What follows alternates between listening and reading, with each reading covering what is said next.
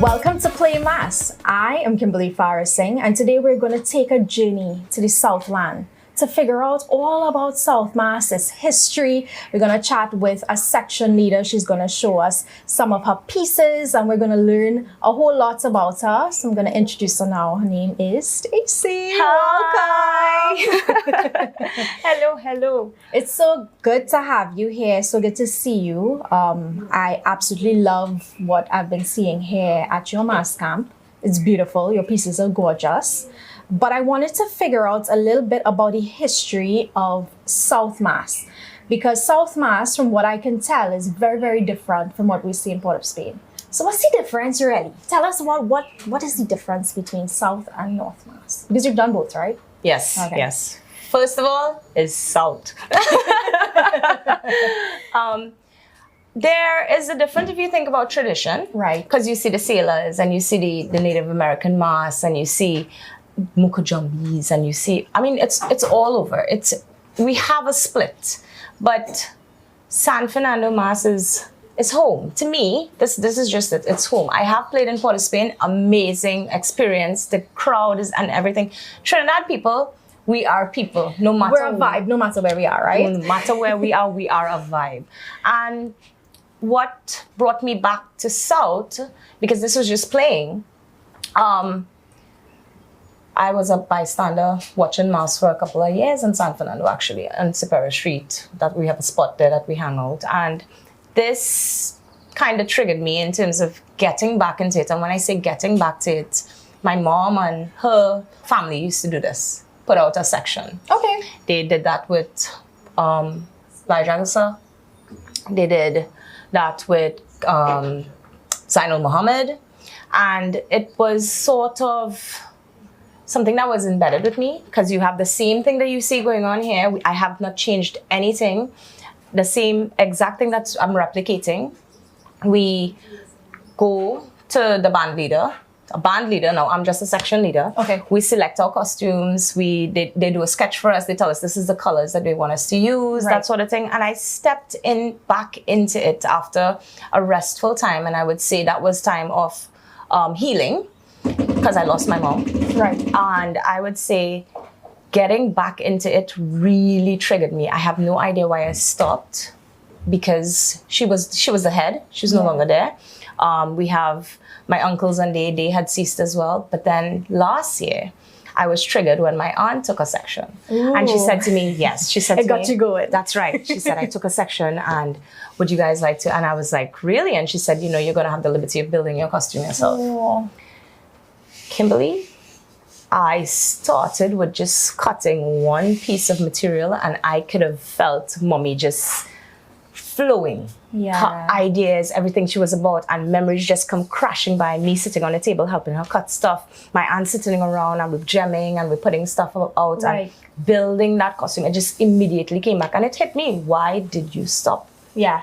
This year, I took my own section. Oh, so you stepped out of your comfort zone. That's So right. This is your first time With my doing own your own section. section. But It as a is. child growing up, I would imagine you would have been right there with your mom and your aunts, etc. And you would have been gluing stuff on, Yes. and stitching stuff, Yes. and putting stuff together. So that creativity really stemmed from your childhood, and That's now it. you're seeing That's it it. being realized. Yes. Taking over your own section. It is, most definitely is. I absolutely love the fact that the tradition of the carnival is still very embedded in what you're doing. It is. The idea of a community, which is something that I think has been lost with the modernization of the carnival.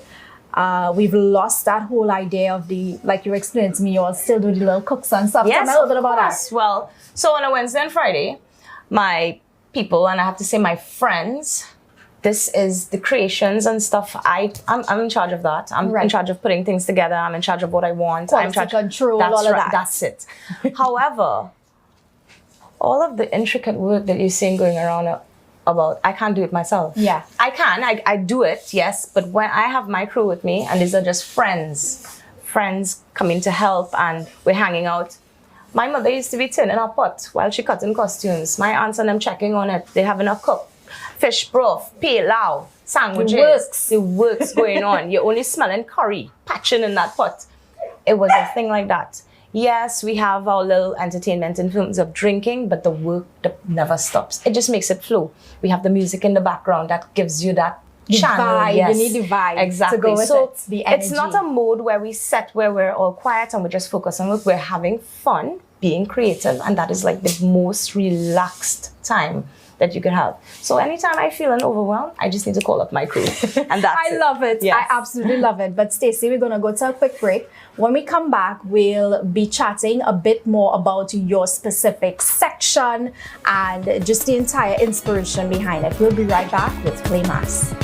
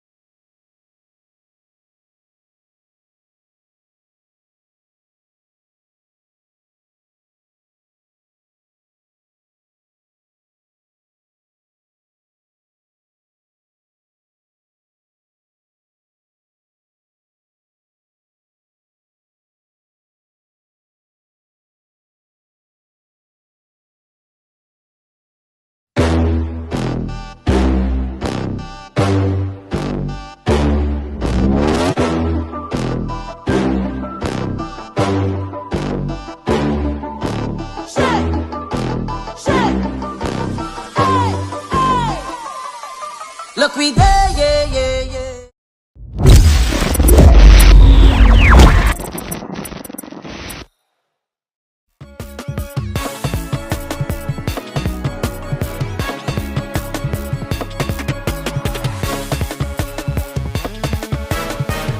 Welcome back to Play Mass. And of course, I'm joined with the lovely Stacey. We were chatting a little bit earlier about the history, about South Carnival, the difference with North and South.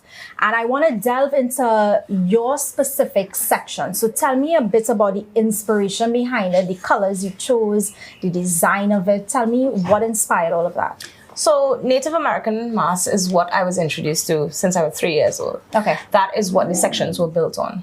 It was always that. That's what we were exposed to. No, I do not want to break from it. Okay. It's just amazing. It's really amazing, but I have placed a twist on it. Now with Southern Mass Associate, our band leader, Mr. Michael Ramkisoon, he gave me the liberty to choose my colors. Okay. To do my design. I love it. And he saw nothing until he came to my section launch. And wow. It's talk about trust. Yes. Talk about trust. And I knew maybe or maybe not, I would have had some adjustments to do. But his, that sense of vision in his face, I just looked at him and all I could see was proud and I felt good. Yeah. So Native American mass is when we hear that, well, the clients as well, you think, and the younger people, you think, oh, and set of fabric, is a set Oh of gosh, and it cloth. sounds so hard, Yeah. hard to play and all of that. However, I have done such a miraculous twist of modern and still have that traditional part of it.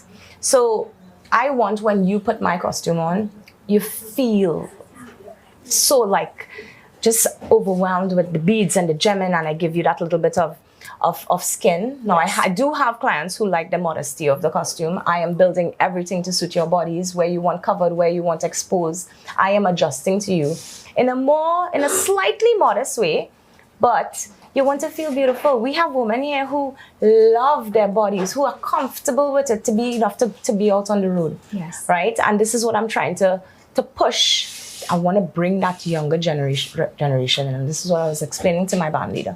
I told him, I said, let's get that Native American. Because I think for the continuance of this type of traditional mass, we need the young people involved. Yes, because we have to pass it on to them, right? Yep. So if you look around the studio, you will see the headpieces haven't changed. We are doing bonnets. I love your headpieces, by the way. Yes, I have went into depth to extend a wing, because I find like the frontliners would feel so much different, so much better for Amerindian, Native American mass. It's so glorious. And the reason why I'm sticking to the feathers, and that's tradition, that's been handed down ever since. This is what you build on, the shredding, the aprons, the headpieces, the bonnets. I'm sticking to that because feathers are what? Freedom, power, you feel majestic. Like you have wings and you can fly. That's right. And it's honor and trust. Those are the meaning of what feathers are for. And when a woman put on my backpack, that's what we call it, right? Your backpack. She just haven't, girls who come into try-on costumes, just putting on the wings and they're ready. They say, we're feeling it, it's all in my knees. I say, yes. So you liberate them. You give them a choice. What would you like, front line or back line? Right. There are a lot of things that we can cover in terms of, it's nothing we can cover, because there's so much we can do in terms of the symbols of Native American, the designs of it, switching up the top pieces. The bonnets usually stay the same. It's the actual defined artwork. And I think with the bonnets, you can tell that is a distinction, and a very distinctive part, rather, of the costume itself. And it tells you, okay, this is a Native American costume. Yes, it stands out, and your pieces are very, very lovely. Tell me, before we go to break, about the colors, because I find your blend of colors are very, very beautiful.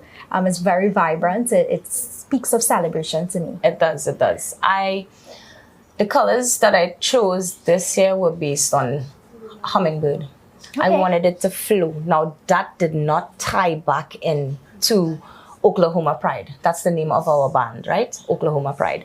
And we have orange. We have 6 different sections. Okay. Orange, we have green, we have blues, and I wanted to be the awakening of Oklahoma Pride. So I decided to go with the turquoise and the golds and now I am using gold and silver in my band. Which is interesting. Which is the majestic part, the life of it, that glow. And I said to them, San Fernando, when you wouldn't have to look for the section. Yes. It's going to be noticed from a distance. Yeah. Right? And one of the tribes that we're into now, that we're focused on, based on Oklahoma Pride, is he was a protector of family and children. And that's why I tell you, we're liberating it into, it's a family-oriented band. It's family-oriented sections. Which is another thing, as you mentioned, that family-oriented. I recently read, probably was last year Carnival, where a person said, they felt so uncomfortable taking their children to see mass because of a little bit of clothing. Yes. It's a bit of clothing, Yes. right? And, usually that was a tradition a long time. People would take their kids. It would be a family thing. They would be bystanders. They would look on and they would enjoy it. Do you think with the mass that we see, like you guys are putting on in your section and with Oklahoma Pride in general, it's something that families could come out and really enjoy and not feel uncomfortable or cringe Yes. that their kids are around? Yes, I know. people will take that into consideration differently. I have my views on it, but I can guarantee, like my section, we have the modesty. We're gonna keep the modesty, because with respect to the Native American tribes, there's a lot of things that you don't want to disrespect. Right. Now, whining and having a good time, it's fine. And I believe that's why I wanted to go back out there. Standing there, last year when I played, walking through that crowd on Superior Street alone, children watching, waving. Yes. Now, my husband and I, we built things separately to hand out to these children. Okay. Because when we were small and we on the road and we're not playing mass, we're trying to pull out people's feathers from their costume. Yeah, and you're trying to see just a little whose stuff fall on the floor and you want to grab bead, it. a gem, something we want to get at. So he sits and we make stuff to just give out to That is children. so lovely. And then you have families now. When you're intimidated in terms of your vision, looking at something, it's easy for a masquerader for a spectator to look at me and say, hey, can I have a picture? My kids would like a picture. Yes. Because I have this appeal. I have this, I apart from looking great, we out there and they feel comfortable. So do you want to possess that rather than a woman looking at another woman and going, I don't think I wanted to hug my son, or, that so discomfort. We have a lot of things to consider, but then again, we can't stop that freeness, because this is what Carnival is about. Most certainly, I agree with that. I say we work 365 days a year. And we have the 2 days to free up. So I work 363. Right. And I have 2 days to not think about anything else beside what I'm doing on the road. I absolutely love it. But we'll stick a pin on things there, guys. We'll be right back with more of Play Mass. But when we come back, she's actually going to show us how to make a headpiece. You don't want to miss it.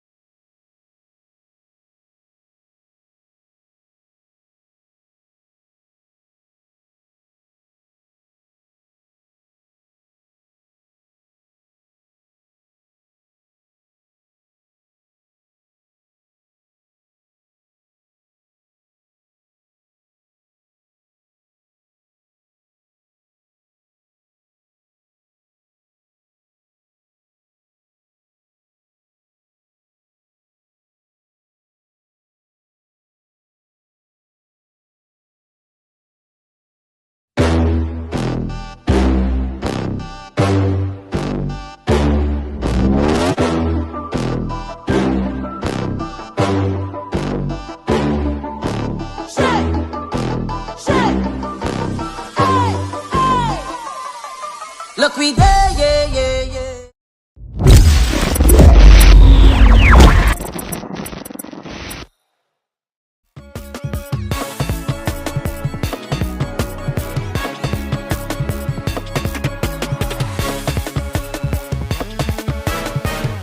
Welcome back to Play Mass, and I know you guys are loving my headpiece already.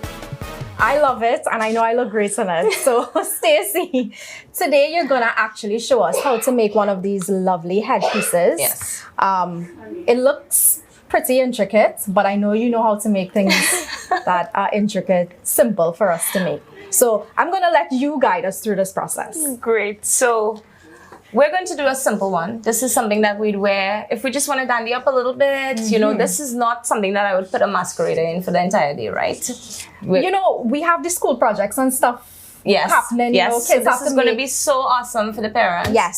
Simple materials. We need cardboards, colored if you like. We Ooh, I need got strips of gold. material if you want to cover. We have the gems and the beads and the braids. And now everything looks a lot here, like a large quantity. However, all of these things would be selling separately. You can get a yard of this. If you don't need that massive production like we do right now, you go ahead and you purchase it in pieces or yards, right? So I have my cardboard here.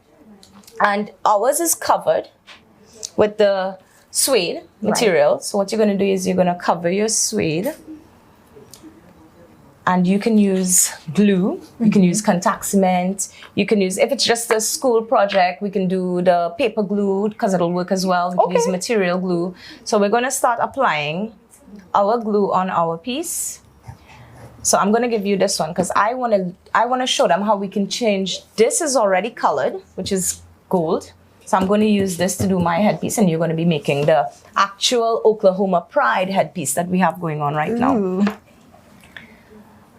Is this enough glitter? It is enough. Okay, great. So